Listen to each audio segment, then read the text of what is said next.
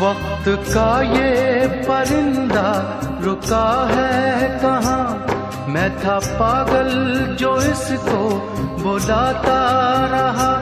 4 पैसे कमाने में आया शहर, गाँव मेरा मुझे याद आता रहा।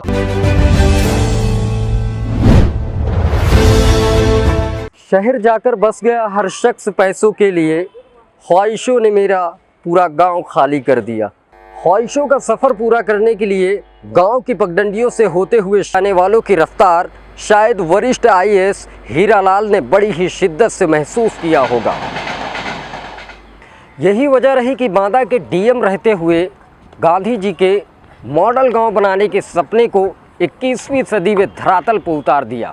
देखिए रिपोर्ट। आज़ादी के 7 दशक से भी ज़्यादा बीत गए, लेकिन गांव की 70% आबादी के ज़ुबान पर अब भी शहर की सूरत गांव की अपेक्षा चांद सितारे जैसी ही दिखती है।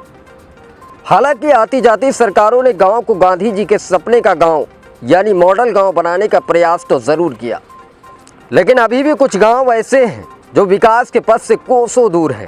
ऐसे में हमेशा गांव को लेकर चिंतित रहने वालों में एक बड़ा नाम राष्ट्रीय स्वास्थ्य मिशन उत्तर प्रदेश के अपर प्रबंधक निदेशक वरिष्ठ आईएएस हीरालाल का आता है, जो पूर्व में बांदा जिले के डीएम भी रह चुके हैं। एक किसान परिवार से ताल्लुक़ रखने वाले वरिष्ठ आईएएस हीरालाल ने बांदा डीएम रहते हुए मॉडल गांव बनाने की शुरुआत की थी, जिसका उद्देश्य था ग्रामीण विकास, एक नई सोच, एक नई पहल, जिसकी तारीफ नीति आयोग ने भी की थी। सिर्फ इतना ही नहीं, 90% मतदान वाले लक्ष्य पर प्रधानमंत्री नरेंद्र मोदी ने भी डीएम हीरालाल के काम को खूब सराहा था। बुंदेलखंड में चाहे पानी की समस्या की बात रही हो या स्वास्थ्य या खेती किसानी से जुड़ी किसानों की समस्या, हर वह मुद्दे पर आईएएस हीरालाल ने बड़ी ही निष्ठा और ईमानदारी के साथ कार्य किया और आज भी बढ़ चढ़ कर हिस्सा ले रहे हैं ताकि गांव को खुशहाली के रास्ते पर लाया जा सके। तो आइए आपकी मुलाकात करवाते हैं वरिष्ठ आईएएस हीरालाल जी से। और ये मॉडल गांव का जो प्रोग्राम है, इसको नेतृत्व दे रहे हैं श्री मुनीश जी। श्री मुनीश जी रिटायर्ड सीजीएम हैं नाबार्ड के, और बांदा में जो हम लोगों ने 20-22 प्रयोग किए, जो उन सबके अच्छे रिजल्ट आए, उन सारे रिजल्ट को जो हम लोगों ने जोड़ा तो एक बहुत ही बढ़िया पिक्चर निकला। उन्हीं को जोड़ने के बाद जो रिजल्ट निकला, उसी को हम लोगों ने मॉडल गांव के रूप में सिस्टमेटिक तरीके से चला रहे हैं। और इसकी एक छोटी सी ऑफिस है, उसकी एक सीईओ है, उनमें 4 लोग काम करते हैं। एक छोटी यूनिट टेक्नोलॉजी के सहारे मॉडल गांव के प्रोजेक्ट को रन कर रही है। जो फ़ायदा हम लोगों ने बांदा में लोगों को दिया, वही फ़ायदा हम लोग टेक्नोलॉजी के सहारे प्रदेश में, देश में, क्योंकि वो टेक्नोलॉजी है और साइट है, उससे कोई भी पढ़ सकता है, सीख सकता है, उसको लागू करके उसका फ़ायदा ले सकता है। अगर सर इसकी मैनिफेस्टो की बात करें तो किस तरीके से और किस विषय पे ज़्यादा फोर्स दिया जा रहा है? देखिए, विलेज जो मैनिफेस्टो है उसका उद्देश्य है कि गांव में अगर आप पूछिए, गांव का पहला बात है कि गांव का विकास क्यों नहीं हुआ, तो गांव का विकास इसलिए नहीं हुआ, उसके 3 कारण।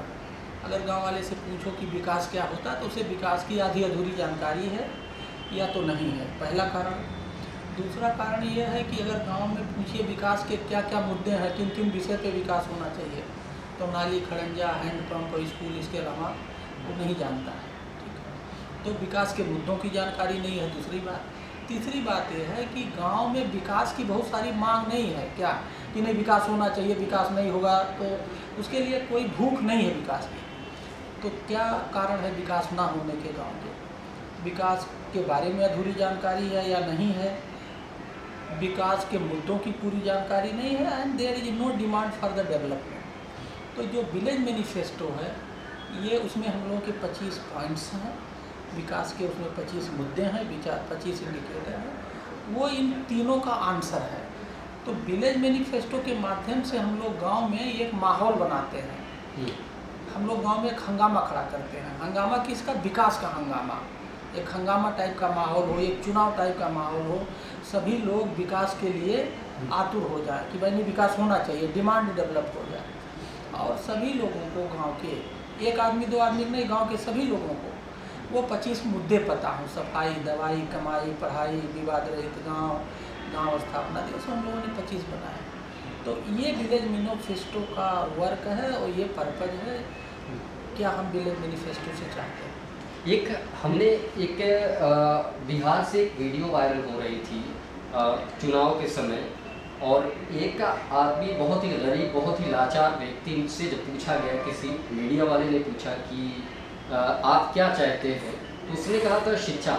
तो ऐसा लगता है कि वक्त अब बहुत ज़्यादा गांव के लेवल पे भी चेंज हो गया है। हाँ देखिए, ये बात सही है कि इधर 10-20 सालों में मैंने भी ये महसूस किया कि गरीब से गरीब आदमी अपने बच्चे को मजदूरी करके, रिक्शा चला करके, जो भी जतन हो वो जतन करके अपने बच्चों को शिक्षा देना चाहता है। और ये बहुत अच्छा संकेत है, इंडिकेशन है। तो जो आप बात कर रहे हैं उससे हम सहमत हैं कि हर आदमी, अब चाहे वो गरीब हो चाहे धनी हो, हर आदमी चाहता है कि उसकी जनरेशन शिक्षित हो। आप तो सर बांदा से खास करके बुंदेलखंड का इलाका है, और जहाँ खेती और दूसरी चीज़ ये है कि शिक्षा का भी स्तर बहुत ठीक नहीं है।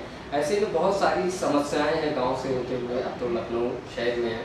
क्या महसूस करते हैं कि जब गांव ग्राम में सबसे ज़्यादा किस चीज़ की ज़रूरत है? देखिए, गांव में जो समस्याएं हैं तो उसका समाधान ही गांव में है। लेकिन मेरा ये व्यक्तिगत मानना है, जो मेरा अपना अप्रोच है काम करने का, कि अगर गांव की समस्या है तो गांव में ही समाधान है। लेकिन हम लोग भटक गए हैं, गांव में समस्या है, समाधान शहर में ढूंढने आते हैं। तो अगर हम लोग इस सोच को बदलें कि गांव में समस्या है तो गांव में ही समाधान ढूंढें, तो ये ज़्यादा बेहतर होगा। जैसे पानी की समस्या गांव में है, तो पानी जैसे मान लीजिए पीने के लिए और सिंचाई के लिए पानी चाहिए, कहाँ चाहिए? गांव चाहिए। समस्या कहाँ है? गांव में। तो अब क्वेश्चन आता है, इसका समाधान कहाँ है? पानी कहाँ रहता है? कुआं, तालाब, नदी में रहता है। पानी के घर क्या है? हाउस क्या है? कुआं, तालाब, नदी। ये तीनों कहाँ मिलते हैं? गांव मिलते हैं। तो अगर हम लोग कुआं, तालाब, नदी जहाँ पानी रहता है इसकी सुरक्षा कर दें, इसको ठीक ठाक कर दें, तो हमें समाधान, पानी मिल जाएगा, समाधान हो जाएगा। लेकिन हम लोग इधर उधर भटकते हैं, हम कुआं, तालाब, नदी पे जाना नहीं चाहते हैं, काम नहीं करेंगे। तो समस्या और समाधान अगल बगल ही है, लेकिन हम देख नहीं पा रहे हैं समाधान को।